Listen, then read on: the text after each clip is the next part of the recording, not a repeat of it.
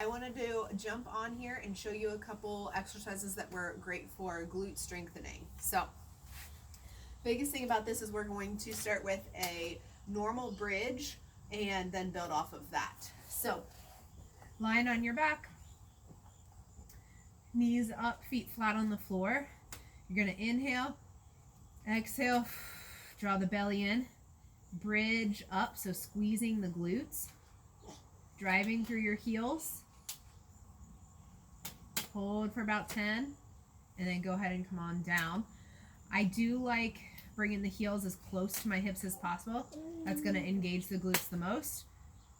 So again, up with the glutes. Make sure you're getting a good squeeze. Think about rounding your hips under, and then also keeping your rib cage down and tucked to activate your abdominals. So I do a few repetitions of that, but then I'm going to go ahead and progress to my next exercise. So really important here when you go single leg bridge to march is not let the hips drop at all. So none of this. And back down. Engage then the right side. Lift the left. And back down. If I want it, I'm going to focus on my breathing here by inhaling, exhaling, marching.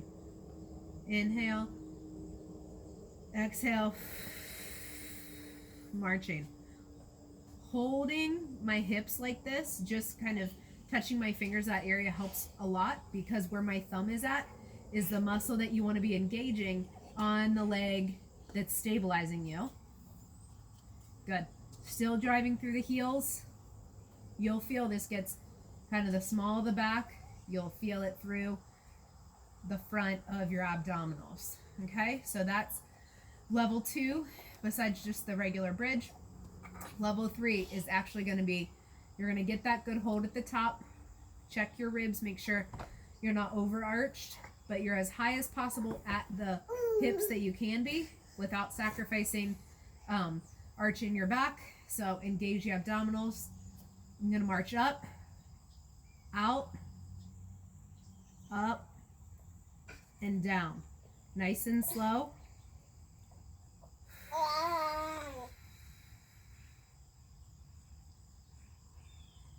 Good. I try to exhale for that entire thing. So inhale, exhale.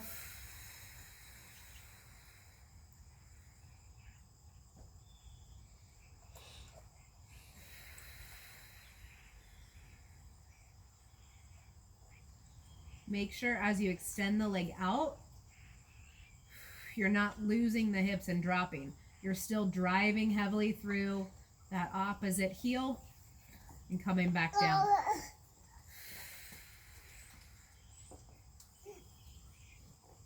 Good. Okay. You can get different variations of this to get the outside hip muscle working even more. Kind of coming up and then pushing out against a band. So that's an option of a variation. When you go to the single leg, that stabilizing outside hip muscle is going to kick on to prevent your hips from dropping or turning. So you're still getting that outside hip work. So a lot of times I just like to perfect it with weight bearing through one leg first. Another way that we may build on, and is in my advanced core program, to get the outside of the hip is then stabilizing on that hip. So that muscle is technically a stabilizer. So you want to practice if that's something that is important with your running or carrying or anything like that where you feel like your hip drops and pokes out to the side. So anyways, hope that helps. Thanks guys.